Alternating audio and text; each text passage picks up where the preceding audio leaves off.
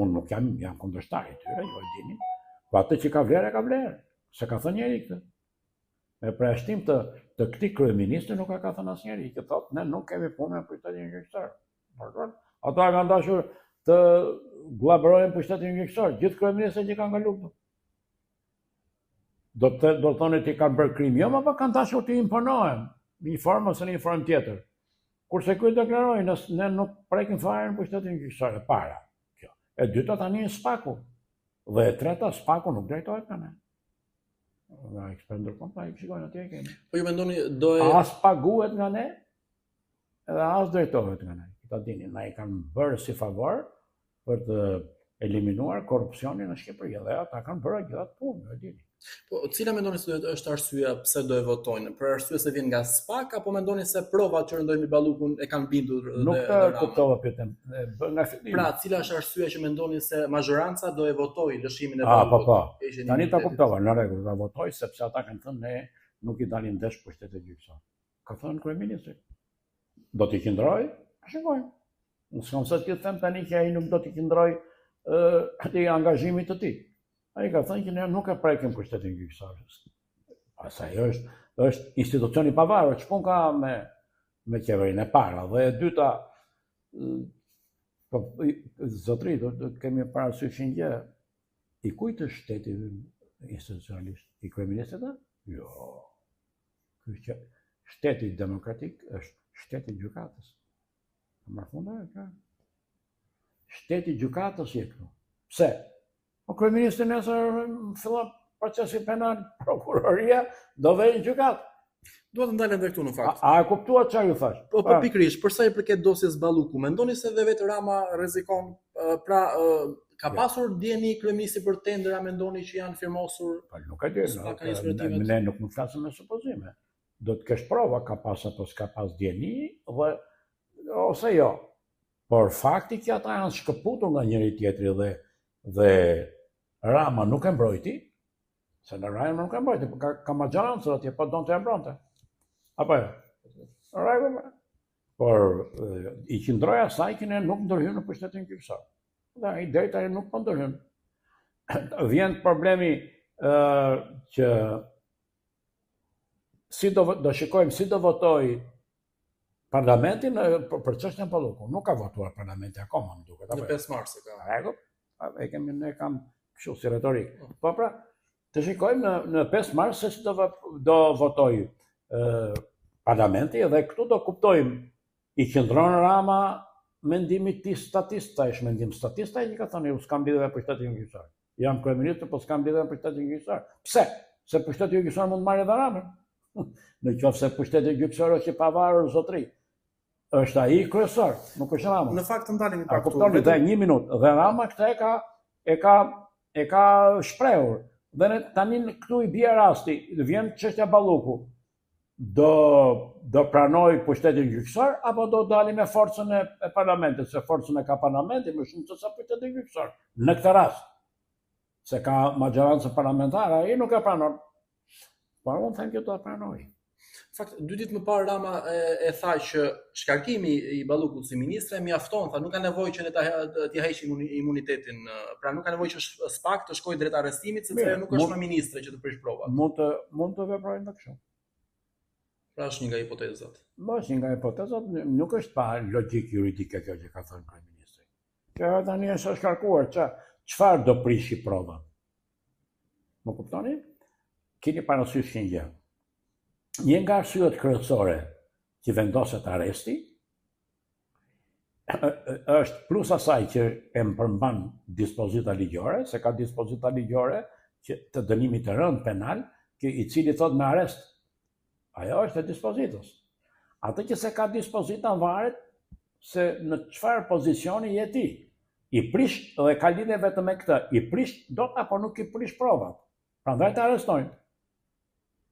Në qoftë se ka bërë një vepër penale, të cilin e ka dispozita e procedurës penale gjithmonë me arrest, kjo nuk diskutohet. Në qoftë se ti nuk ke krim të rënd të këtij niveli, dhe këtë e ka parlamenti, atë e ka kryeministri. Domethënë majoranca parlamentare.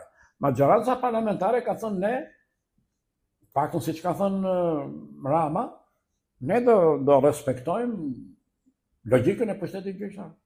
Apo jo?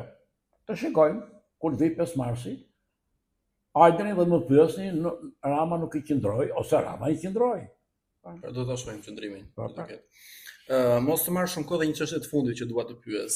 Ju jeni njohës shumë i mirë i politikës ndër vite. Si mendoni se është transformuar politika kryesisht brenda Partisë Socialiste nga Fatos Nano tek Edi Rama? Pyetja është e vështirë. Po Fatos Nano nuk ka qenë një kryeminist i zakonshëm. Kryesorja njëherë është që do flasim për eksperiencën, se ky është shtet i ri. Dhe ata kanë qenë kryeministët e parë. Nano është nga kryeministët e parë.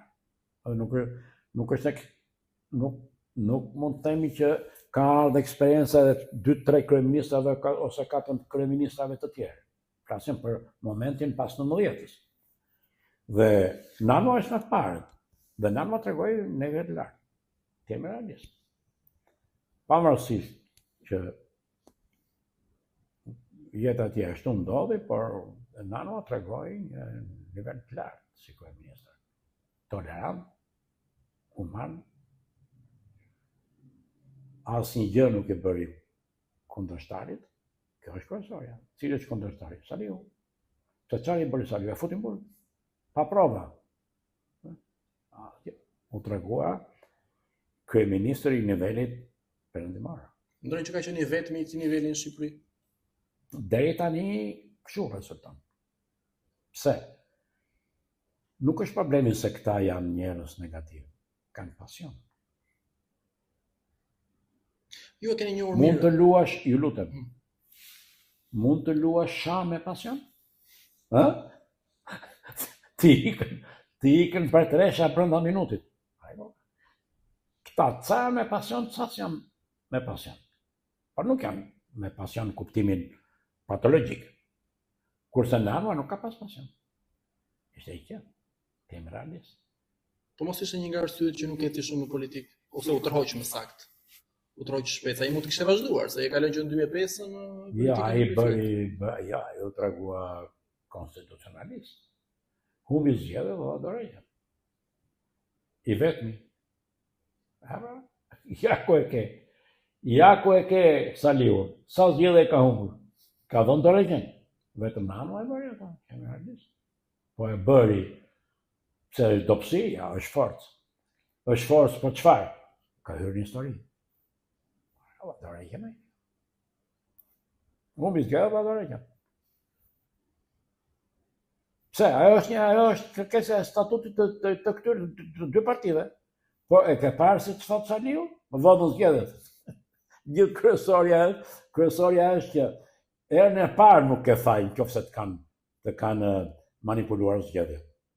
Herën e 2, 3, 4 s'ke jesh fajit. E kuptoni ku jemi. Unë po të tas profesionalisht në funksion të fajësisë. Një herë mund të quhesh që unë isha i pakujdesshëm, sepse nuk kishim eksperiencë. Po dytën, po tretën që s'do dojke. Çfarë ndodh? Nuk pranon kushtetutën. Edhe statutin tënd. E di pse thot ai na i manipulon zgjedhjet? Se nuk respekton statutin e tij që thot po humbe zgjedhjet, do t'japësh dorëheqjen. E ka si justifikim thonë. E ka si justifikim kot, se nuk ka provuar me proces gjyqësor asgjë. Pse? Kjo tregon që po të vinë pushtet është diktator. Nuk diskutohet.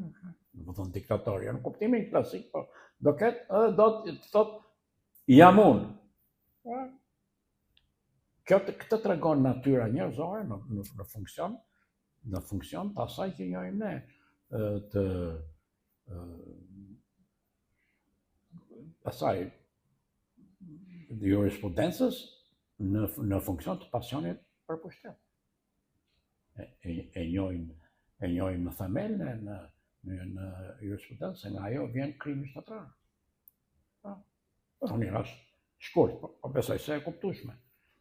Ishte shumë qartë. Faleminderit për intervistën. Si për herë jeni fantastik në atë që faleminderit nga ju. Kënaqësi.